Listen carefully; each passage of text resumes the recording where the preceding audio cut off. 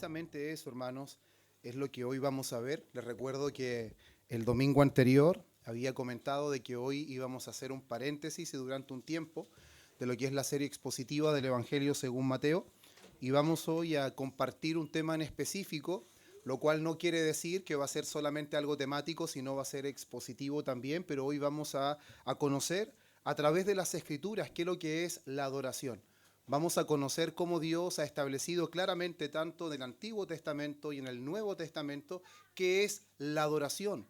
¿Y por qué nosotros debemos conocer esto, hermanos? Porque claramente nosotros también conocemos dos tipos de voluntades de Dios en las Escrituras.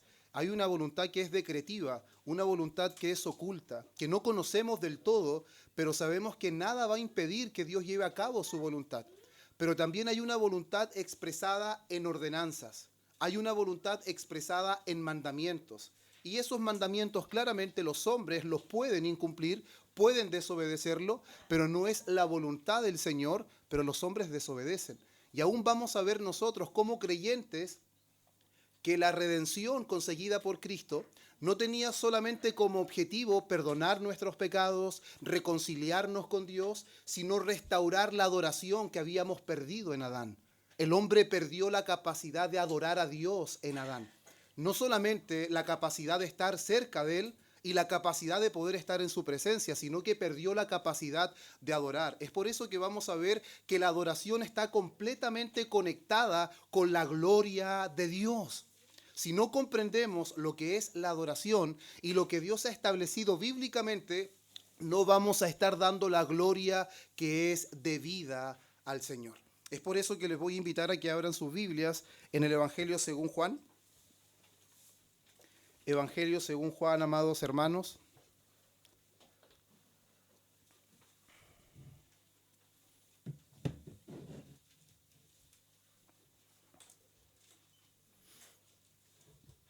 En el capítulo 4 vamos a dar lectura del versículo 19, hermanos, del versículo 19 al versículo 24.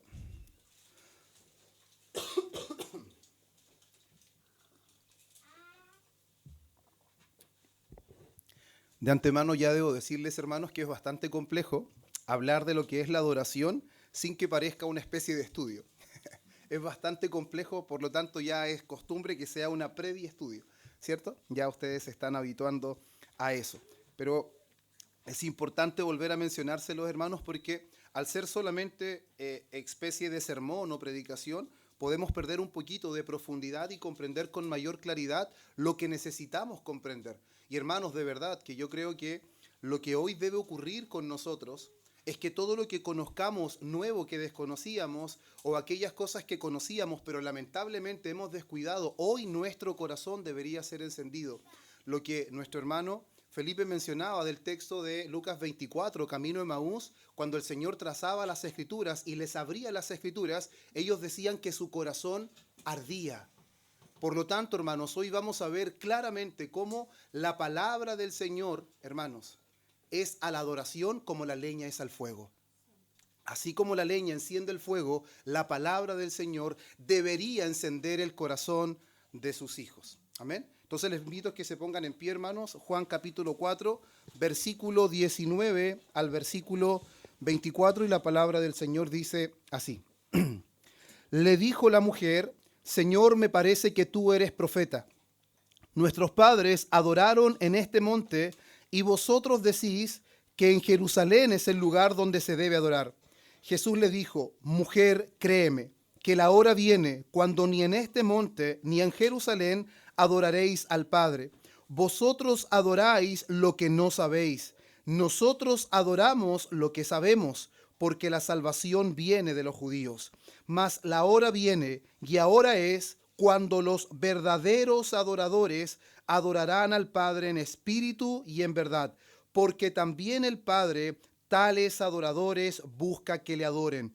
Dios es espíritu, y los que le adoran en espíritu y en verdad es necesario que le adoren. Amén. Pueden tomar su asiento, hermanos.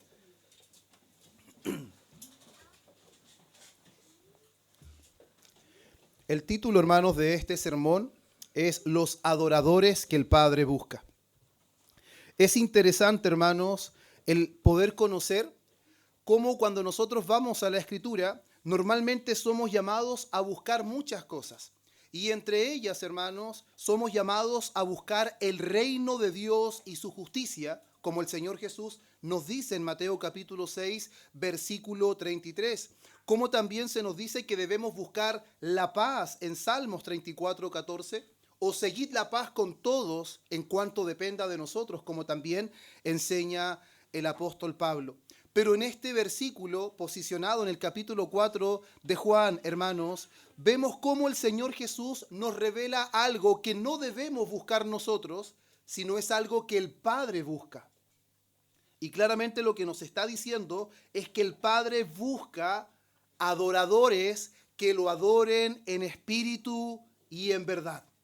Y esto es algo interesante, hermanos, porque no es que el Padre ande mirando por toda la tierra quién es un verdadero adorador, sino que el sentido que tiene se cumple o se complementa de manera clara con lo que dice Lucas capítulo 19, versículo 10, cuando dice que Cristo vino a buscar y a salvar lo que se había perdido.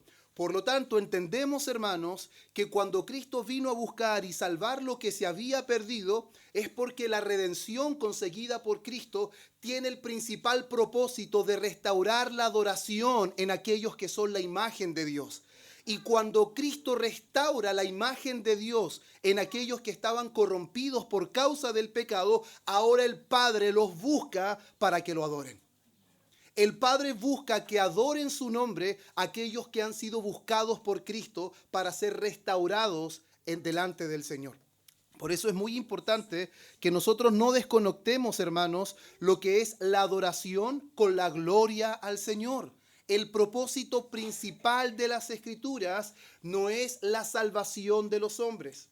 Muchas veces nosotros hemos creído que el principal objetivo de la redención es la salvación del hombre. Es secundario. El principal objetivo de la redención, hermanos, es la gloria de Dios. Es la gloria de Dios. Por lo tanto, como resultado de que Dios sea glorificado y sea honrado, como producto secundario, el hombre es redimido. Y por causa de la gloria del Señor, el hombre alcanza gracia. Y eso, hermanos, lo podemos ver de manera clara y categórica, como lo dice Efesios capítulo 1, del versículo 11 al versículo 14. Mire cómo el apóstol Pablo lo enseña de manera clara. Efesios 1, versículo 11 al 14.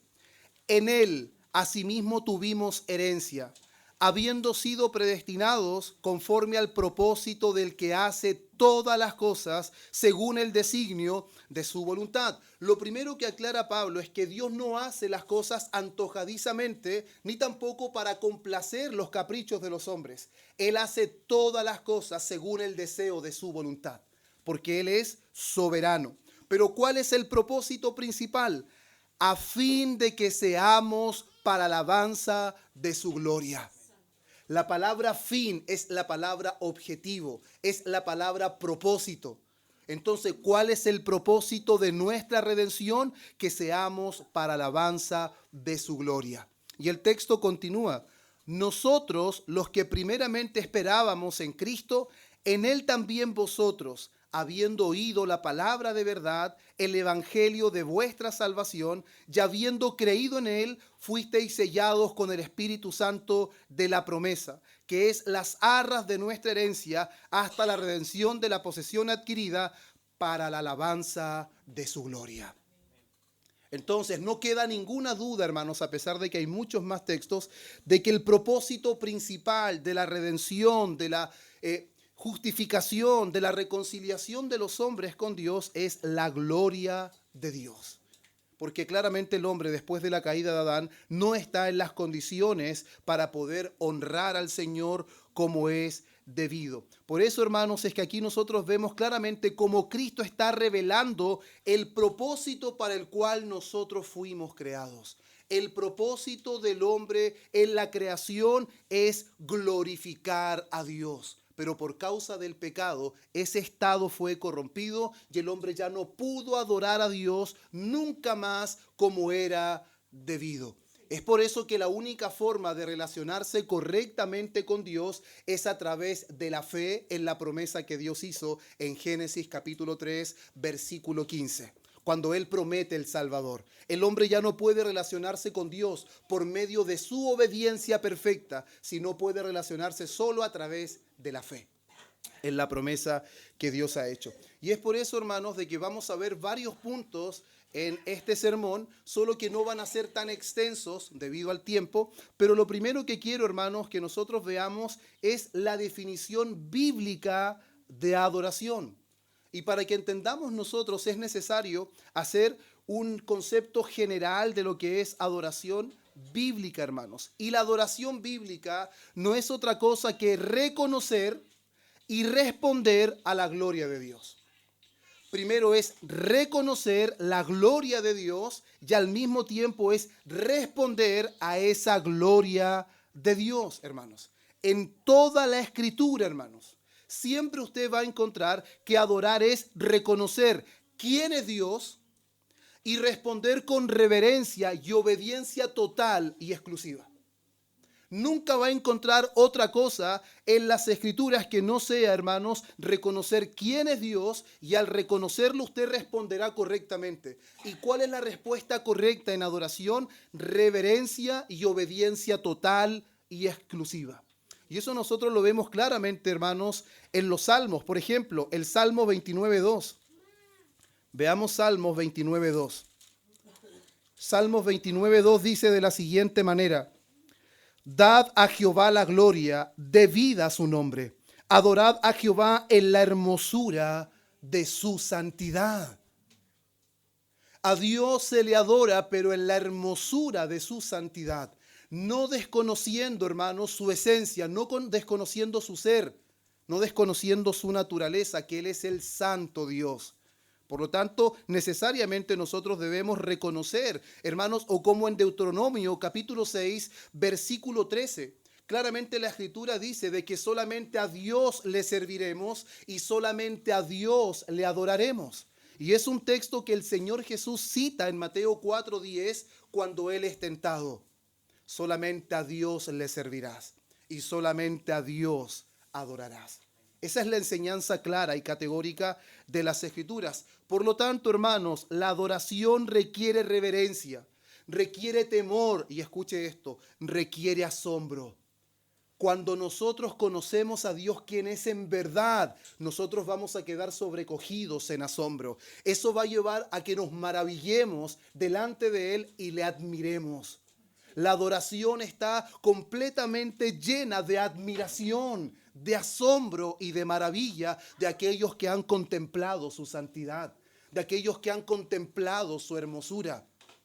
Y eso lo vemos claramente, hermanos, en Isaías 6, cuando Él tiene esa visión de aquel que está sentado en el trono. Y los que están cantando los lugares celestiales dicen: Santo, santo, santo es Jehová de los ejércitos. Toda la tierra está llena ¿de qué? De su gloria.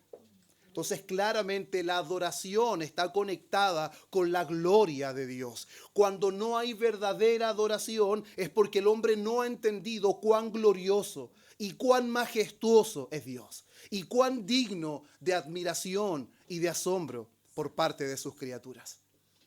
Eso es algo, hermanos, que la Escritura lo permea por todas partes. Por eso, Salmos 89:7. Salmos 89:7. Dice lo siguiente: Dios temible en la gran congregación de los santos y formidable sobre todos cuantos están alrededor de él. Dios temible. La adoración, hermanos, está directamente conectada con la reverencia y con un temor santo delante de la persona que nosotros estamos. Es por eso que es muy importante entender, hermanos, lo que la Biblia enseña de la adoración. Y nosotros debemos estar dispuestos, hermanos, de que la palabra derribe todos esos conceptos equivocados de lo que es la adoración. Cantábamos hace poco, hermanos, que la creación adora al Señor. Toda su creación adora. Ahora el sol no canta, la luna no canta, el mar no canta. Por lo tanto, entendemos de que la adoración no está reducida al cántico. ¿Cómo podemos entender que la creación adora al Señor? Porque Dios le dio una orden al sol, Dios le dio una orden a la luna, le dio una orden al mar y el mar la cumple. El sol la cumple. Le dice que a tal hora sale y el sol sale. A tal hora se oculta y el sol se oculta. Al mar le puso límites y el mar no sale de ahí a menos que Dios le dé una orden. Entonces entendemos de que la verdadera adoración está, hermanos, conectada también con la obediencia. Con la obediencia. La obediencia a Dios es una verdadera adoración. Nosotros no podemos decir que adoramos a Dios porque le cantamos o porque hacemos algunas cosas que Él dice. La verdadera adoración está conectada con una obediencia total y exclusiva. Nosotros no podemos parcializar la obediencia. No podemos elegir en qué obedecemos y en qué no obedecemos. ¿Sabe lo que deja en evidencia eso? Que aún no hemos comprendido cuán glorioso es Dios, cuán santo es Dios y cuán digno de admiración es Dios. Por eso es importante que entendamos lo que Dios ha ordenado y que nosotros no nos dirijamos directamente por nuestros caprichos antojadizos y que hoy tengo ganas y mañana no tengo ganas y que hoy día puedo y que hoy día no puedo. Eso no es lo que hace el sol, eso no es lo que hace la luna, eso no es lo que hace el mar ni su creación. Su creación se sujeta completamente. Y eso usted lo puede ver de una manera maravillosa. Cuando en un momento determinado a Jesús le preguntan si es lícito dar tributo a César. Y no quiero contar todo el relato, pero en ese momento determinado, ellos tienen que pagar.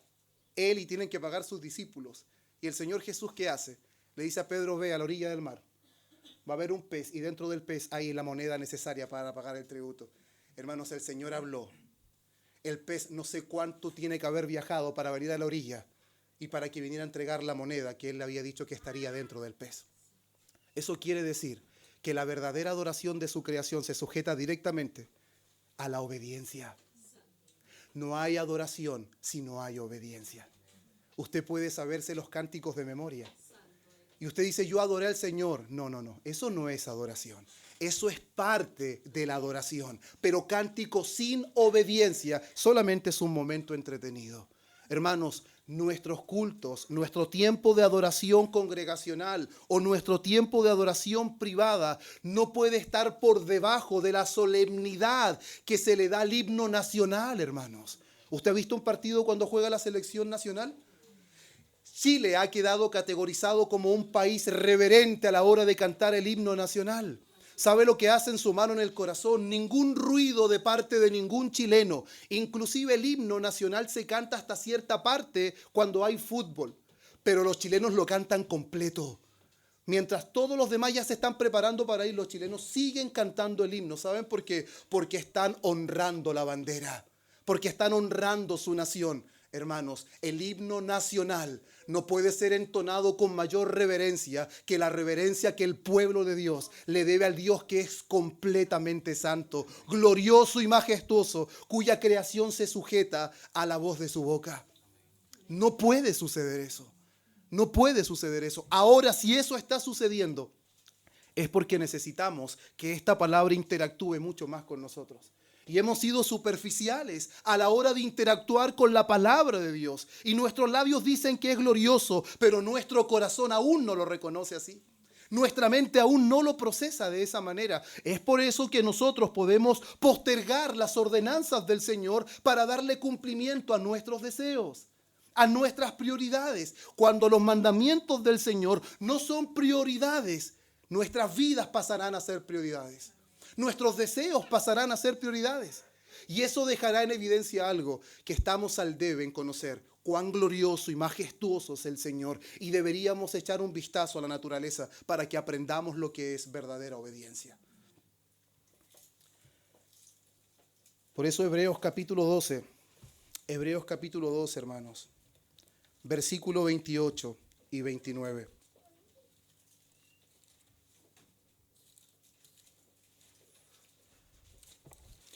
Hebreos 12, 28 y 29 dice lo siguiente. Así que recibiendo nosotros, ¿a quién se está refiriendo aquí? A su pueblo, a los creyentes. Así que recibiendo nosotros un reino inconmovible, tengamos gratitud y mediante ella sirvamos a Dios agradándole con temor y reverencia, porque nuestro Dios es fuego consumidor. ¿Cuál es el contexto de la palabra fuego consumidor? Es el contexto de que Él es un Dios santo y a la hora de servirle y de adorarle debe ser con reverencia y con conciencia delante de quien nosotros estamos. El no hacer conciencia delante de quien nosotros estamos y no tener la actitud correcta para adorar al Señor, hermanos, debemos reconocerlos como pecado.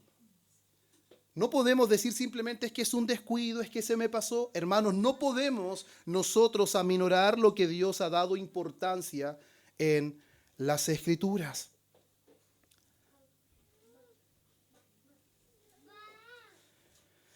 Y cuando nosotros leemos el texto, hermanos, volvamos a Juan 4 y leemos el versículo 19 y el versículo 20.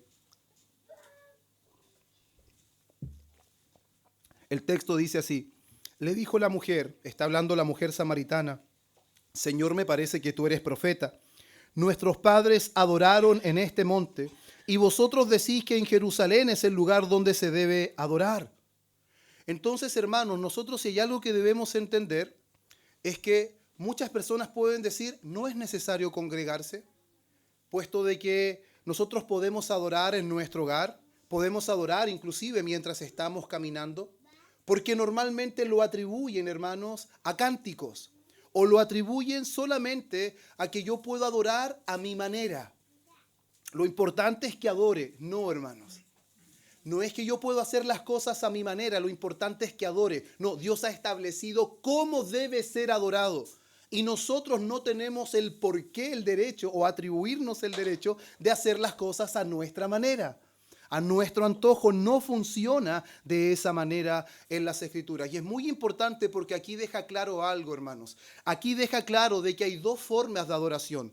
Que está la adoración privada, que es un mandato directo, adoración continua por parte de sus hijos, pero al mismo tiempo hay una adoración que es formal, que es una adoración específica. Él está diciendo, o la mujer está diciendo, nuestros padres adoraron en este monte. Entonces está diciendo que es un momento en donde se congregan para adorar, pero vosotros decís que es en Jerusalén el lugar donde se debe adorar. Está dejando en evidencia que este tipo de adoración es una oración diferente a la adoración continua que el creyente debe tener. Y la palabra que se utiliza aquí, hermanos, es la palabra proskutenes.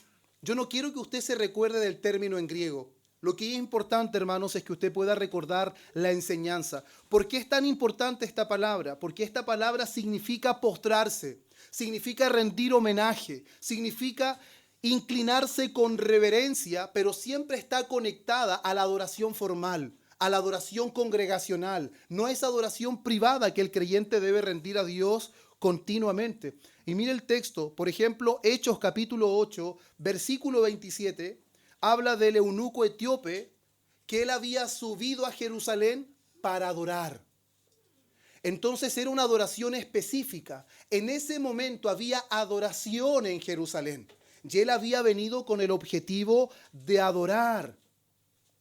Al mismo tiempo nosotros vemos en Apocalipsis capítulo 5, versículo 14, cómo los 24 ancianos adoran al que está sentado en el trono. Es una adoración específica, no es una adoración particular, no es una adoración privada, sino que es una adoración congregacional. Los 24 ancianos están representando a todo el pueblo de Dios a lo largo de toda la historia. Claramente, hermanos, no está hablando de una adoración particular y el Señor Jesús en este capítulo de Juan 4 está dejando claro, hermanos, está dejando claro de que no es una adoración privada, hermanos. Normalmente tendemos nosotros a justificarnos. Sí, yo no vine al culto, pero adoré en mi casa. Yo no vine al culto, pero yo oré en mi casa. Hermanos, son dos tipos de adoraciones diferentes y no podemos justificar la una con la otra porque estamos cayendo simplemente en algo que nosotros queremos hacer. Antes que justificarnos, debemos confesar nuestros pecados. Y si confesamos nuestros pecados, Él es fiel y justo para perdonar nuestros pecados y limpiarnos de toda maldad. Lo peor que podemos hacer es encubrir nuestros pecados porque no vamos a prosperar. Esa es la enseñanza clara de las Escrituras. Por lo tanto, esta palabra, hermanos, da a entender que es un acto específico de adoración, involucra un lugar específico de adoración y al mismo tiempo es una forma ordenada por Dios. Dios ordenó la adoración formal y congregacional, hermanos. Todos los teólogos a lo largo de la historia, hermanos, reformada y anterior a esto, han dicho que Dios no acepta la adoración que Él no ha ordenado. La única adoración que Dios acepta es la adoración que Él ha ordenado. La otra palabra, hermanos, que también encontramos para adoración en las Escrituras es la palabra latreu. Y la palabra latreu significa adoración como estilo de vida. Involucra todo lo que el otro término involucra, pero esto, hermanos, se conecta directamente con el estilo de vida de la persona. Romanos 12:1 dice, vuestro culto racional, presentad vuestros cuerpos como sacrificio vivo, ¿cierto? Santo, agradable a Dios, el cual es vuestro culto racional. En Filipenses capítulo 3, versículo 3, dice, servimos a Dios en el Espíritu. Eso no es ocasional, eso no es una vez a la semana, ese es el andar del creyente. Sirve a Dios en el Espíritu. Por eso, hermanos, latreus es obediencia diaria, es santidad diaria, es servicio constante a Dios. Se diferencia de la palabra, hermanos, que mencionábamos anteriormente, que está relacionada con la adoración formal, con la adoración pública o la adoración congregacional. Por eso me gusta mucho lo que dijo una vez J.C. Ryle. Él dijo esto, hermanos, la adoración pública, que es proscuneo, es la medida de lo que somos en lo secreto, lastreu. ¿Cómo adoramos aquí? La reverencia que tenemos aquí, el entendimiento y la conciencia que tenemos aquí de quién es Dios, dejan evidencia cómo nosotros somos en privado. Dejan evidencia nuestra reverencia en casa, si efectivamente adoramos o no estamos adorando a Dios en lo secreto. Y creo, hermanos, que eso es algo muy importante de meditar.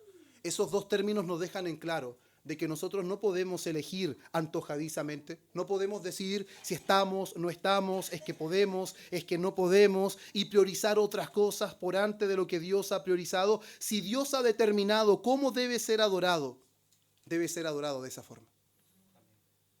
Si Dios lo ha dejado claramente, hermanos, si no estuviera, nosotros diríamos, ojalá el Señor hubiese dejado cómo debe ser adorado. Pero como está, no queremos entenderlo del todo. Porque si lo entendemos del todo, esto va a afectar nuestra vida. Hermanos, esto afecta nuestra vida. Cuando entendemos verdaderamente lo que es la adoración, esto cambia nuestra rutina, cambia nuestras planificaciones, cambia nuestras prioridades. Porque precisamente lo que Dios ha ordenado en días específicos, esos días yo los tenía ocupados. Yo tenía planes para esos días. Entonces es ahí en donde repercute y redarguye el corazón. Pero no seré yo el encargado de convencerlo, sino solamente es el Espíritu Santo aplicando su palabra, el que convencerá a cada uno de lo que la palabra del Señor dice. Ahora, hermanos, pasando a otro punto, es importante recordar lo que le decía al principio. La redención en Cristo, hermanos, es la que nos transforma en verdaderos adoradores. Insisto, hermanos, el propósito de la redención no es meramente perdonarnos, librarnos del infierno o darnos paz interna, sino que el propósito verdadero de la redención es hacernos adoradores verdaderos. Ese es el verdadero propósito de la redención. Mire lo que dice Primera de Pedro, capítulo 2, versículo 9. Primera de Pedro, capítulo 2, versículo 9. Este es un texto que lo hemos leído muchas veces, pero ahora está en el contexto de la adoración. Mas vosotros sois linaje escogido, real sacerdocio, nación santa, pueblo adquirido por Dios, para que anunciéis las virtudes de aquel que os llamó de las tinieblas a su luz admirable. Entonces, claramente, hermanos, la redención conseguida por Cristo está conectada con la adoración que rinde pleitesía a la gloria de Dios. Lo que leíamos en Efesios capítulo 1 delante, que toda la obra expiatoria de Cristo es para la alabanza de la gloria de su gracia. Apocalipsis 1:6 dice que nos hizo reyes y sacerdotes, que está conectado directamente con la adoración. Hebreos capítulo 10, hermanos, versículo 19 al 22. Hebreos capítulo 10, versículo 19 al 22. Dice, así que hermanos, teniendo libertad para entrar en el lugar santísimo por la sangre de Jesucristo, por el camino nuevo y vivo que Él nos abrió a través del velo, esto es, de su carne, y teniendo un gran sacerdote sobre la casa de Dios, acerquémonos con corazón sincero, en plena certidumbre de fe, purificados los corazones de mala conciencia y lavados los cuerpos con agua pura. Eso quiere decir que la obra de Cristo nuestro Señor a nuestro favor abrió la entrada de la gracia a su presencia. Y podemos relacionarnos correctamente con Dios y podemos adorarlo como es debido. De otra forma, nosotros no tendríamos acceso a su gracia, hermanos. La obra de redención culmina en la adoración. Todo aquel que ha sido redimido es un adorador. Si no hay adoración, es evidencia de que no hay redención. Pero a pesar de eso, aún nosotros necesitamos ajustes continuos para que nuestra adoración se ajuste a lo que Dios nos ha enseñado en su palabra. Esto es indispensable, hermanos. Es muy indispensable.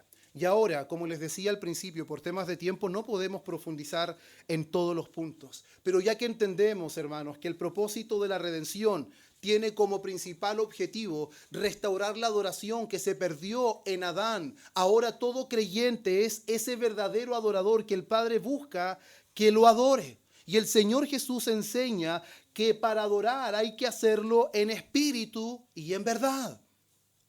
Esa es la verdadera adoración, en espíritu y en verdad. Y de manera sencilla, hermanos, ¿qué significa adorar en espíritu? La adoración en espíritu es una adoración genuina, es una adoración sincera, que es producto de la obra regeneradora del Espíritu Santo. La adoración en el espíritu no es simplemente actos externos, no depende de emociones humanas, sino que nace de un corazón nuevo y de una vida nueva, según Ezequiel 36 y Juan 3.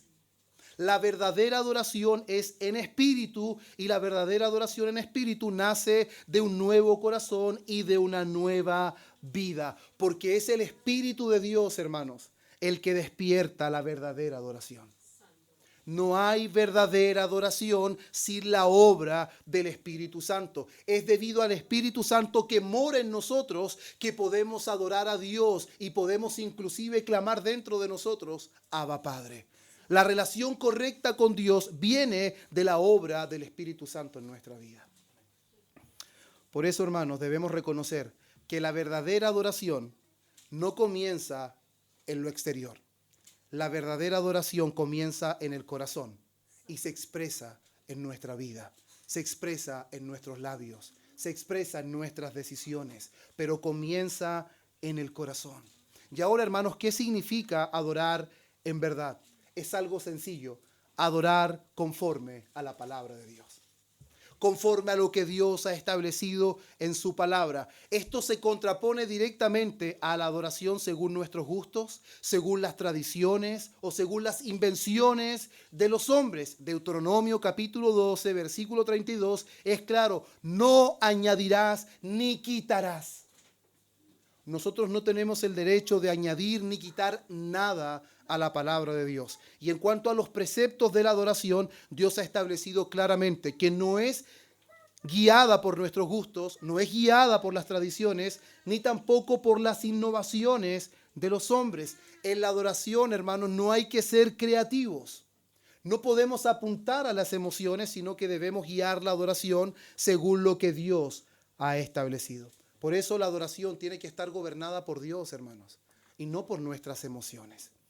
Si la adoración es gobernada por nuestras emociones, entonces no estaremos adorando por fe, sino por sentimiento. Y eso no puede ser posible. Eso se contrapone directamente a lo que el Señor nos ha llamado a hacer. Por eso, hermanos, ahora llevando esto a nuestra vida práctica, nosotros no adoramos para sentir algo. Nosotros no adoramos para tener experiencias, hermanos. Nosotros no adoramos, hermanos, para que nuestras emociones fluyan, sino que adoramos para ser fieles al mandamiento de Dios, para honrar a Dios como Él lo ha enseñado. Y ahora, hermanos, cuando nosotros tenemos en mente estas definiciones, tenemos en consideración lo que hemos venido avanzando hasta ahora, yo creo que es necesario que podamos entender ahora algunos ejemplos del Antiguo Testamento, cuando hombres de manera insensata intentaron adorar a Dios de una manera que Dios no había ordenado. Nosotros pensamos de que no tiene consecuencias, pero sí tiene consecuencias. Adorar a Dios a nuestra manera tiene consecuencias. Y en el Antiguo Testamento, ya al inicio de la era de la iglesia, tuvo consecuencias mortales, hermanos. Levíticos capítulo 10, versículo 1 al 3, nos relata la historia de Nadab y Abiú, que eran hijos de Aarón. Y ellos quisieron innovar, ellos quisieron hacer algo nuevo, algo novedoso. Y la palabra dice que ofrecieron fuego extraño. ¿Y cuál fue la consecuencia? ¿Cuál fue la consecuencia, hermanos? Dios dijo, qué creativos son. Qué bueno es que siempre estén inventando cosas, eso le agrada al Señor. La palabra dice que ellos fueron consumidos por Dios. El fuego extraño que quisieron ofrecer finalmente resultó en que el Dios que es fuego consumidor los consumió a ellos. Dios no recibe adoración con aquello que Él no ha establecido. Por más innovador que parezca, por más creativo que parezca, Dios no recibe adoración. Él dijo, seré santificado en los que se acercan a mí. Pero los que se acercan a Él deben acercarse según Él lo ha establecido. No nos acercamos a nuestra manera. Hay otro ejemplo que también es muy digno de poder tocarlo. Hubo un momento que el arca de Dios no estaba en los israelitas. Y finalmente recuperan el arca. Y el arca siempre era traída, hermanos, por animales, por bueyes. Y en un momento determinado el arca, donde venía, tropieza y el arca está a punto de caer. Y aparece un hombre muy bien intencionado, con muy buenas intenciones. Él pensó cómo el arca del Señor va a caer al suelo, va a caer a tierra. Y a este hombre se le ocurre ir y tomar el arca para evitar que el arca caiga. El problema es que Dios había determinado claramente que ningún hombre, a excepción de los sacerdotes, podía tocar el arca. Y quien lo tocara caería muerto. Dios ya había sentenciado con muerte quien tocara el arca si no eran sacerdotes. ¿Y sabe qué fue lo que pasó cuando este hombre tocó el arca? Murió. ¿Por qué murió? Por irreverente. Y me gusta mucho cómo lo expuso R.C. Sproul. ¿Qué le hizo pensar a este hombre que sus manos eran más limpias que la tierra? ¿Qué le hizo pensar que en sus manos el arca estaría mejor que en el suelo? Y eso nos muestra que no tenemos claridad quién es Dios y quiénes somos nosotros. Y que no tenemos derecho a cambiar o a redefinir lo que Dios ya ha dado claramente, las instrucciones de cómo Él debe ser adorado. Él no murió por fortuna, Él no murió por un incidente. Dios le quitó la vida. Hermanos, Dios le quitó la vida. ¿Sabe por qué Dios le quitó la vida? Porque Dios no acepta el intercambio de la buena intención en reemplazo de la obediencia. La buena intención no reemplaza la obediencia, hermanos. Y lamentablemente eso es algo que hoy día prima en nuestro contexto. Es que se hace con buena intención, es que el hermano tiene buena intención, la hermana tiene buena intención. Cuéntenle la historia de Usa. Usa por buena intención murió. Es que los hermanos son creativos. Cuéntale la historia de Nadab y Abiú, que por creativos fueron consumidos por Dios. No, pero es que eso es del Antiguo Testamento. Entonces vamos al Nuevo Testamento. Vaya a Hechos 5 con Ananías y Zafira. Cuando lo que ellos estaban haciendo de vender sus propiedades y dárselas a los apóstoles para que ellos distribuyeran según las necesidades, ¿acaso nuestros recursos no son adoración al Señor? ¿Nuestras ofrendas no son parte de la adoración al Señor? Ellos habían determinado honrar a Dios mediante lo que habían vendido. Pero ¿qué es lo que pasa? Finalmente ellos mienten, pero no le mienten a Pedro, le mienten a Dios. ¿Y qué es lo que pasa? Caen muertos. Ananías y Zafira en el comienzo de la iglesia neotestamentaria caen muertos, porque ellos mintieron no a Pedro, sino al Espíritu Santo.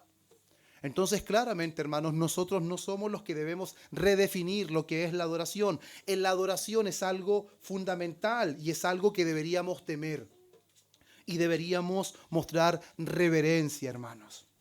Dios mató a estos hombres y mató también a Ananías y Zafira por irreverentes.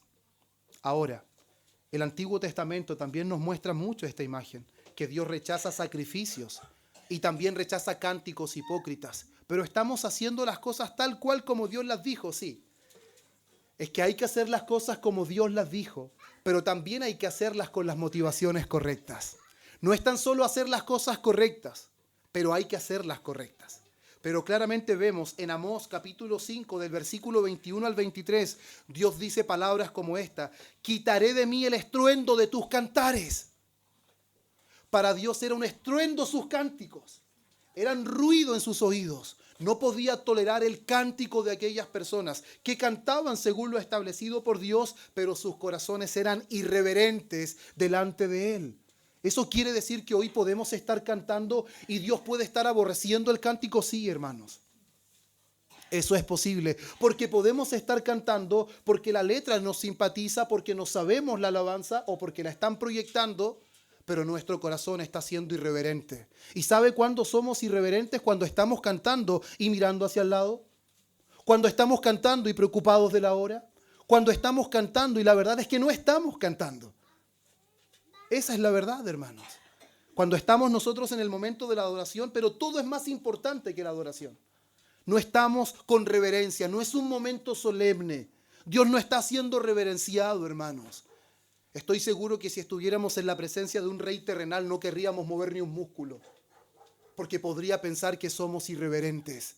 Pero cuando estamos delante del Rey de los Reyes, cuando estamos delante del Creador del universo, de aquel que cuando descendía los montes se derretían como cera, y cuando el pueblo clamaba por favor que Moisés hablara con él, porque ellos podían ser consumidos, nosotros hemos perdido la visión de la santidad de Dios y hemos perdido reverencia a la hora de dirigirnos al Señor. Si tuviéramos una visión más clara de su santidad, cambiaría totalmente nuestra visión de la adoración. Cambiaría totalmente la visión de nuestros cánticos. Nuestras desconcentraciones dentro del culto, hermanos. O inclusive, una de las cosas, yo entiendo, hermanos, que en el quehacer del día, normalmente estamos escuchando la Biblia mientras hacemos quehaceres. O estamos haciendo diferentes cosas en nuestros quehaceres, pero ese no puede ser el patrón de adoración de un creyente. El creyente debe buscar un tiempo en donde está solas con Dios. ¿Se imagina usted hablando con el presidente mientras hace el aseo? ¿Qué es lo que usted más quiere cuando alguien se comunica con usted? Por favor, deje el celular. ¿Se imagina estar conversando con alguien así? Ay, ¿te ha ido bien? ¿Se imagina eso, hermanos? ¿Qué es eso? Irreverencia. Eso es no estar atento a la otra persona. Pero lamentablemente, muchas veces prestamos atención a no ser irreverente con personas, pero somos irreverentes con Dios. Somos irreverentes con Dios. No estamos adorando en la hermosura de su santidad. Isaías capítulo 1 del versículo 11 al 15 deja claramente que Dios aborrece un culto sin santidad. Aborrece un culto, hermano, sin santidad. Miqueas capítulo 6, versículo 6 al 8. Es algo donde Dios da a entender que Él quiere obediencia, no quiere ritual vacío. Él no quiere rituales vacíos, lo que Él quiere es obediencia, que se le adore con el corazón y como Él lo ha establecido. Y para esto, hermanos, claramente, cuando nosotros vamos a la adoración y vamos sin preparación, es no reconocer que vamos a un encuentro solemne con Dios. Ahora, ¿a qué me refiero con preparación? Todo creyente, antes de venir al culto formal, congregacional, debería preparar su vida espiritual. Debería preparar su vida física. ¿Qué fue lo último que hizo anoche antes de venir al culto? ¿Qué fue lo último que hizo hoy en la mañana antes de venir al culto? ¿Qué fue lo último que hizo anoche? ¿Se acostó a las 2 de la mañana viendo series Netflix? ¿Qué fue lo que dedicó el día, toda la tarde, el día de ayer, hermanos? Y no solamente por este fin de semana. Y no le estoy yo marcando algo, no es que alguien me haya contado algo de lo que hizo. No. Sino más bien de que haga conciencia, hermanos. ¿Sabe por qué muchas veces en el culto hay cansancio, hay agotamiento? Porque usted no se preparó. Aquí hay hermanos que hacen deporte. Yo cuando tengo el tiempo puedo hacer un poco de deporte. Pero me doy cuenta que cuando no tengo preparación física voy a dar la hora a hacer deporte. Porque no duro nada, porque el cuerpo no me da, porque el cuerpo necesita preparación. ¿Y por qué muchas veces hay bostezos dentro de las iglesias? ¿Por qué hay desánimo? ¿Por qué hay decadencia? Porque no hay preparación, porque hay descuido, porque nuestra vida, nuestros pies van a aquello que tiene prioridad. Y la adoración a Dios, lamentablemente en este tiempo, no es la prioridad de aquellos que decimos ser creyentes. Si la adoración a Dios sería prioridad, estaríamos viviendo una etapa muy distinta, hermanos. Necesitamos que el Señor en su gracia restaure la verdadera adoración en nuestros corazones, hermanos. Si nosotros no estamos orando para que Dios restaure la adoración en nosotros, no estamos haciendo la oración más importante de nuestra vida. Que Dios sea adorado en lo que vemos, en lo que hacemos, en nuestra reverencia, en nuestras actitudes, hermanos. Y es ahí, hermanos, cuando enseñamos la adoración bíblicamente, es donde nuestro contexto se escandaliza un poco. Sobre todo normalmente en las iglesias que nos rodean a nosotros, donde normalmente la adoración está centrada netamente en el cántico, con música entretenida, que esto llame la atención de las personas. Pero claramente eso no es lo que enseña la Escritura, porque cuando nosotros enfatizamos la adoración netamente en la música, ¿qué es lo que hace? Eso confunde, hermanos, porque solamente promueve la emoción, pero eso está contra el espíritu. Eso no es lo que la Escritura enseña. La música de ese tipo solo busca experiencias, pero no promueve la obediencia. ¿Entendió eso? Nosotros no cantamos para tener experiencias, cantamos la Biblia para que nos promueva a obedecer a Dios, hermanos. Muchas personas creen que sin saltos, sin gritos, sin euforia, la presencia de Dios no está, hermanos. Pero cuando vamos a la Biblia, la presencia de Dios invade con santidad y el pueblo reacciona con reverencia, con asombro, con admiración, hermanos. Eso no quiere decir de que usted no pueda levantar sus manos. Eso no quiere decir que usted no pueda llorar porque la palabra del Señor impactó su corazón. Pero si está adorando verdaderamente, la letra de la alabanza impactará nuestro corazón, porque es palabra cantada. Es palabra cantada. Y normalmente, ¿qué sucede? Que nuestro contexto considera, hermanos, que la reverencia es frialdad. No, hermanos, la reverencia no es frialdad. El temor no es frialdad.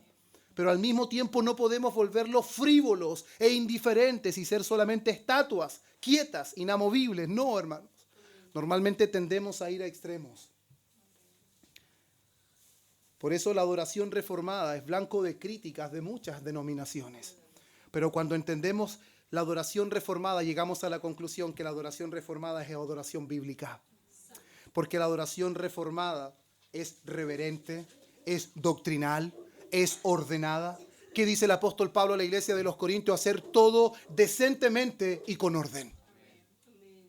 Todo es todo, decentemente y con orden, por lo tanto es ordenada, es cristocéntrica porque reconoce que no tenemos acceso a Dios sino por Cristo y es trinitaria porque reconoce a las tres personas de la deidad. Está saturada de las Escrituras, es edificante y también es congregacional. Es congregacional cuando nos reunimos a adorar al Señor. Por eso, hermanos, el mayor peligro es confundir emociones fuertes con la obra del Espíritu. Esa es la confusión más grande de nuestro tiempo. La verdadera adoración no promueve la confusión. La verdadera adoración no promueve el emocionalismo. Y la verdadera adoración no promueve la manipulación musical, hermanos. Hay manipulación musical.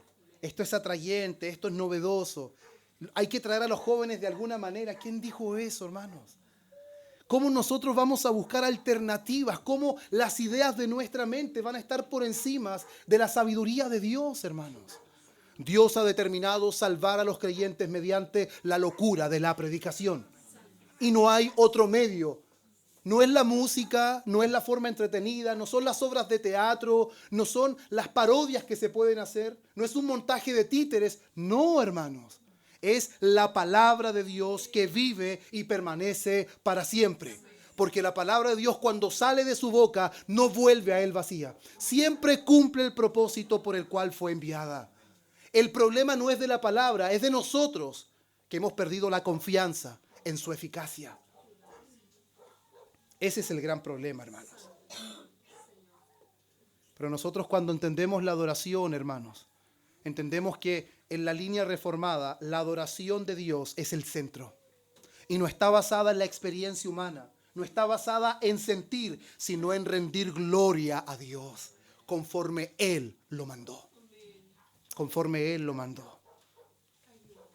Y eso está claramente expuesto en nuestra confesión de fe, hermanos. El capítulo 22, versículo 1, enseña claramente que la manera aceptable de adorar a Dios es instituida por Él mismo. No se debe adorar de otra manera que Él o la que Él ya ha prescrito.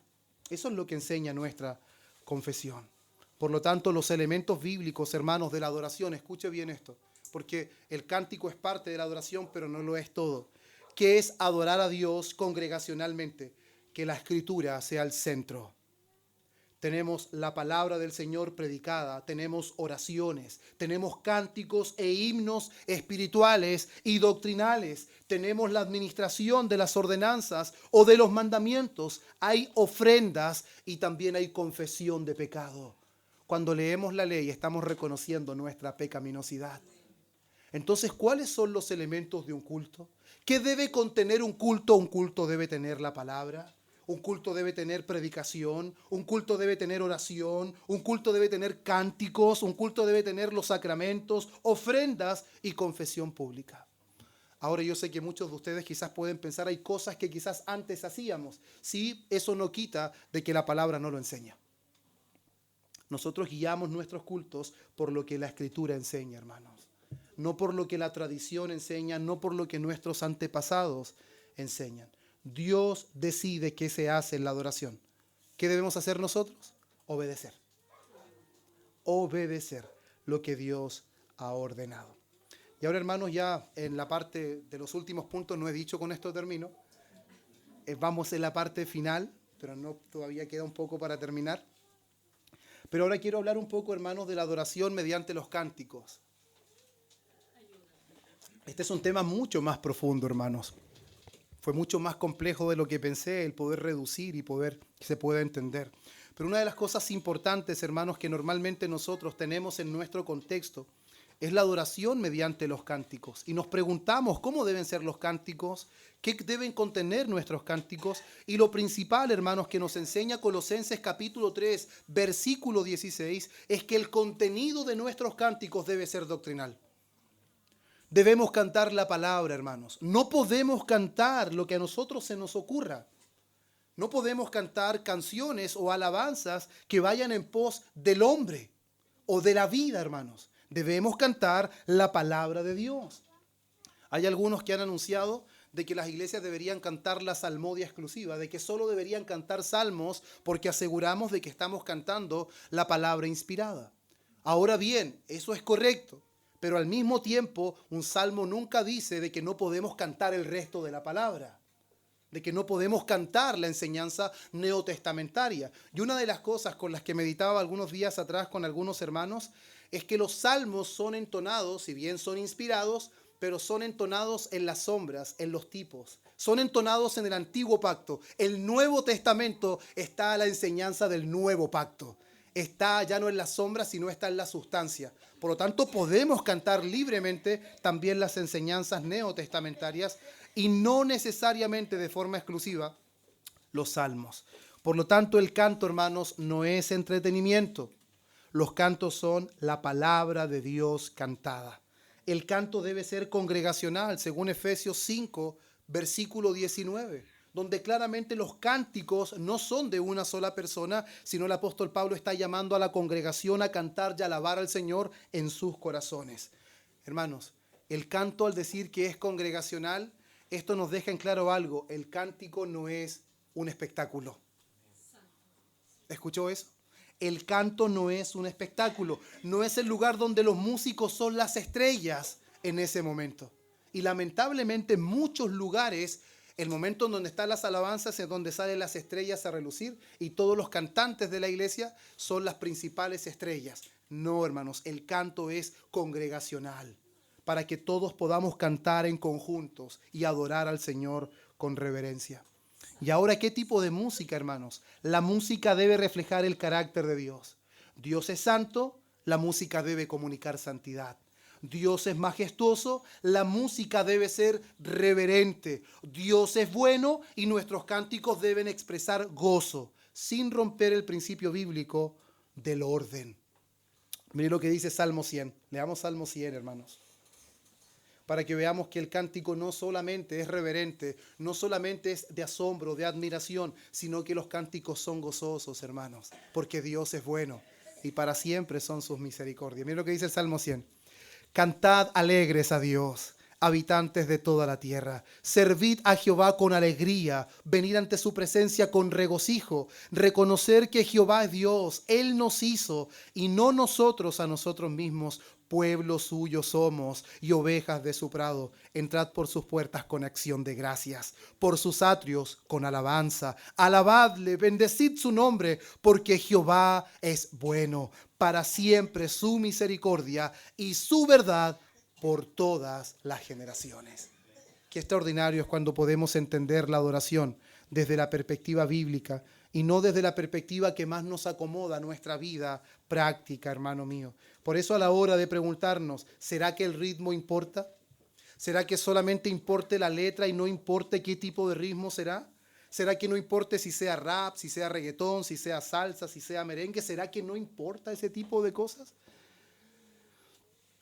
Ahora quizás puede que no todos estén de acuerdo, hermanos.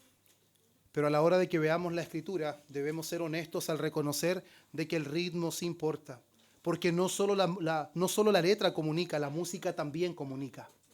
Si creemos que solo la letra comunica, estamos cerrando. El ritmo también comunica. Y normalmente esos tipos de ritmo provienen de ambientes de sensualidad, apelan a la carne, crean, hermanos, un tipo de éxtasis desordenados, imitan al mundo y opacan la reverencia. Opacan la reverencia y convierten la adoración en espectáculo. Aunque la letra sea bíblica, también debemos examinar el ritmo. Mire lo que dijo, no sé si algunos lo conocerán, pero es muy conocido en Coalición por el Evangelio, un pastor y teólogo, Alistair Beck. Él dijo, la verdad no debe vestirse con los trajes de la cultura que odia esa verdad. Me encantó esa frase, hermanos. La verdad no debe vestirse con los trajes de la cultura que odia esa verdad. Por eso, hermanos, como aplicación a esta enseñanza, la música acompaña la verdad, no debe suplantarla. No usamos música para atraer personas, sino para exaltar a Dios. El culto exige sobriedad, orden y reverencia, porque la adoración busca edificar y no generar éxtasis, euforia. No es eso lo que genera la adoración. Y en esto, hermanos, es un punto en lo cual meditaba, porque la Biblia también enseña la responsabilidad pastoral en cuanto a la adoración. ¿Sabe lo que dijo Juan Calvino referente al pastor en torno a la adoración? Dijo que los pastores son los guardianes del culto.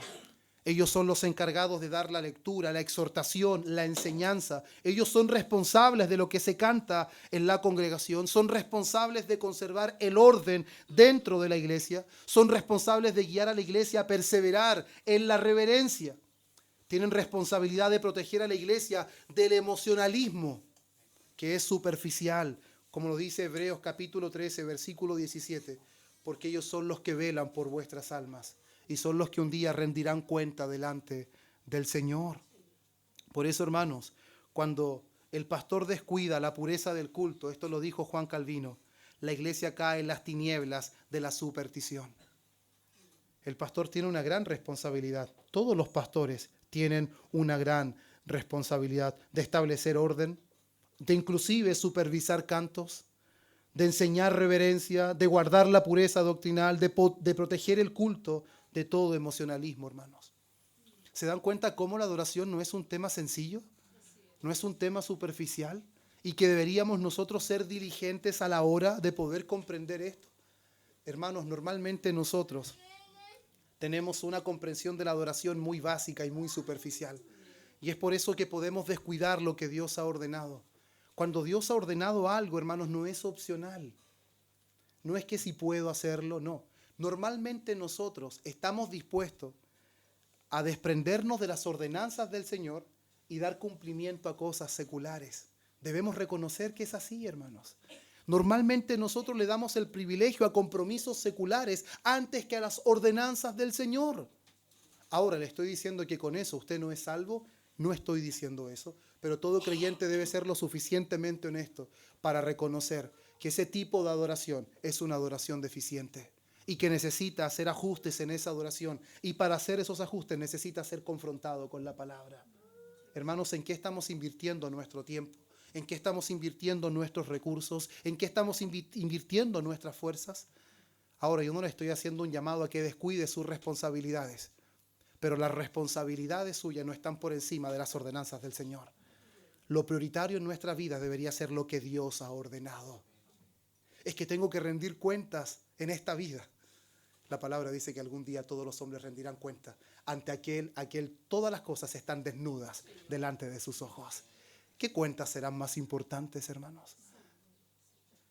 A los antiguos ser cristianos les costaba la vida. ¿A nosotros qué nos ha costado ser cristianos?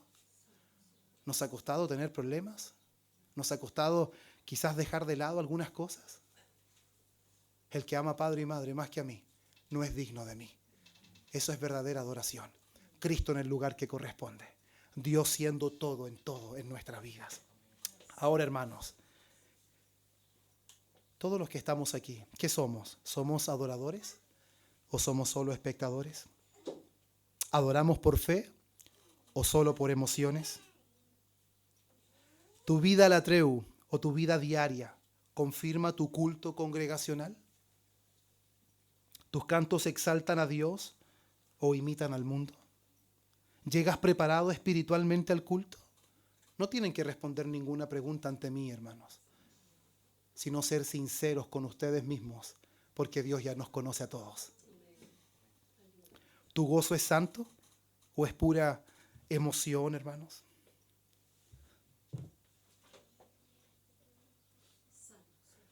Quiero que se pongan en pie, vamos a dar conclusión a este tema, hermanos. Después de esto vamos a orar. Es un tema más extenso, hermanos, que es digno de que ustedes también puedan orar, que puedan seguir estudiando, sigan indagando. Pero como conclusión, hermanos, quiero terminar con esto. La adoración reformada, hermanos, no es una adoración fría, sino que es pasión gobernada por la verdad. No es solamente un florecimiento de nuestras emociones, sino que la palabra del Señor gobierna nuestras emociones. Escuche esto. Cristo murió para hacerte adorador. El Padre te busca como adorador. El Espíritu te forma como adorador y la palabra te dirige como adorador. Qué extraordinario, hermanos.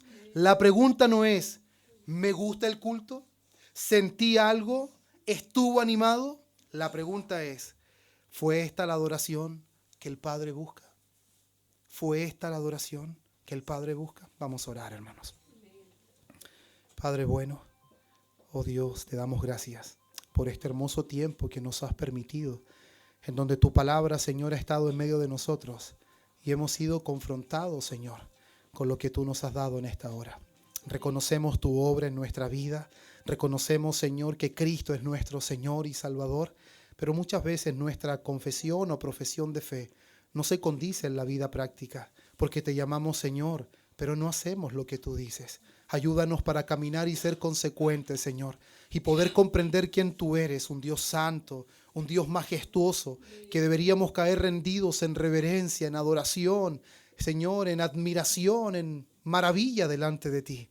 Ayúdanos, Señor, porque reconocemos que nuestra cultura y nuestros quehaceres diarios muchas veces interrumpen, oh Señor, nuestra verdadera adoración. Pero no son las cosas externas los culpables. El culpable es nuestro corazón. La culpabilidad es nuestra, Señor. Nosotros somos los únicos responsables de no darte la gloria que tú debes. Por eso el salmista decía, no a nosotros, oh Jehová, no a nosotros, sino a tu nombre da gloria. Ayúdanos, Señor, en esta hora y que tu palabra, Señor, redarguya fuertemente nuestro corazón. Te lo pedimos en el nombre precioso de Cristo. Amén y amén.